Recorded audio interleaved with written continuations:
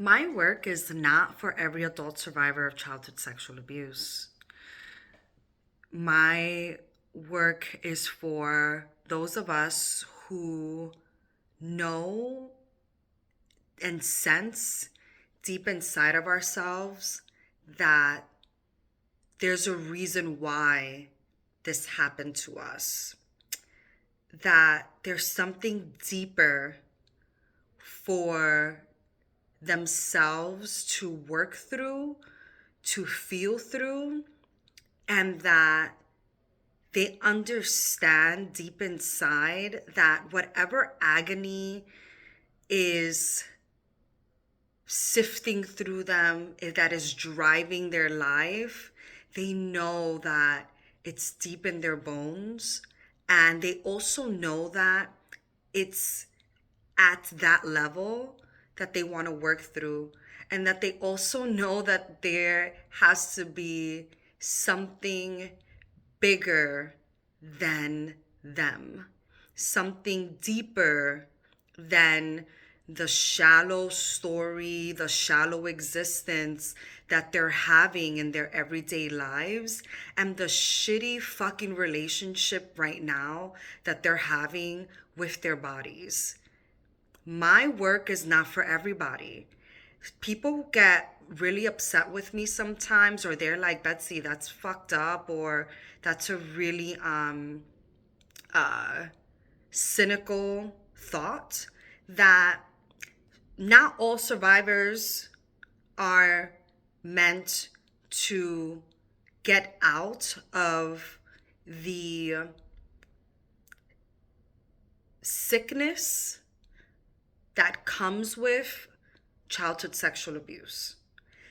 Some people are examples of the life that you don't want to live. Some people are going to die from the secrecy. Some people are going to continue to repeat the life that they so desperately don't want to live.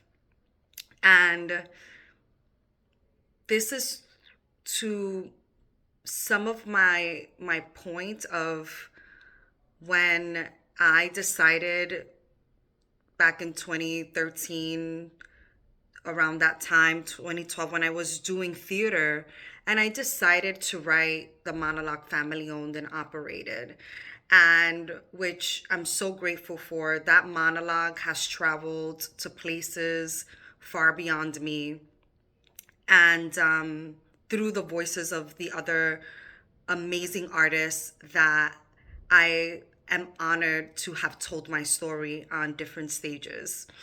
And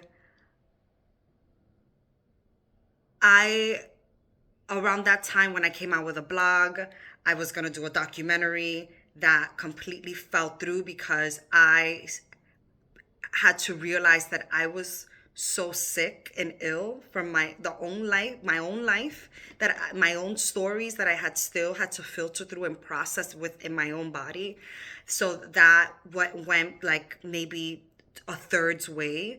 And then I did my blog, and then I continued to do my writing. I continued to do my own work, my own personal work.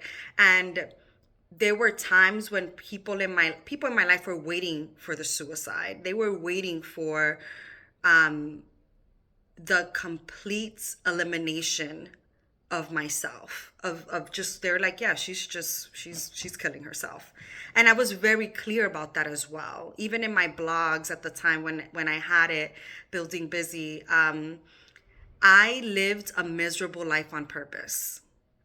And what people, and I would tell my only my closest friends, and I would write profusely, is that I understood what it meant to fall apart.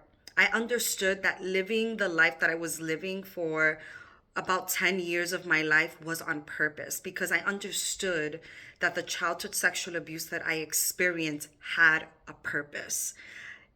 There's one thing that I'm most grateful for, has been desde chiquita, since I was a little girl, my understanding of metaphysics, understanding of the world in a different way, and later my religious practices, my faith, and and just my understanding of quantum physics, of all of these things that I understood deeply.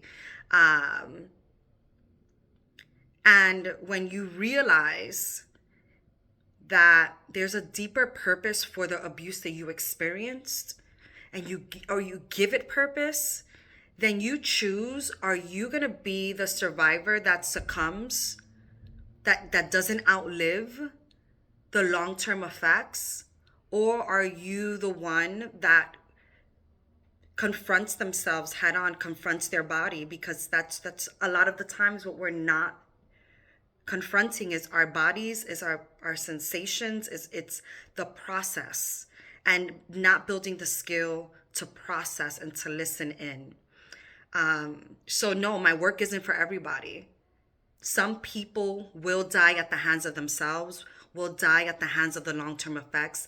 I chose not to be one of those people. And the ones that I work with, they choose to be,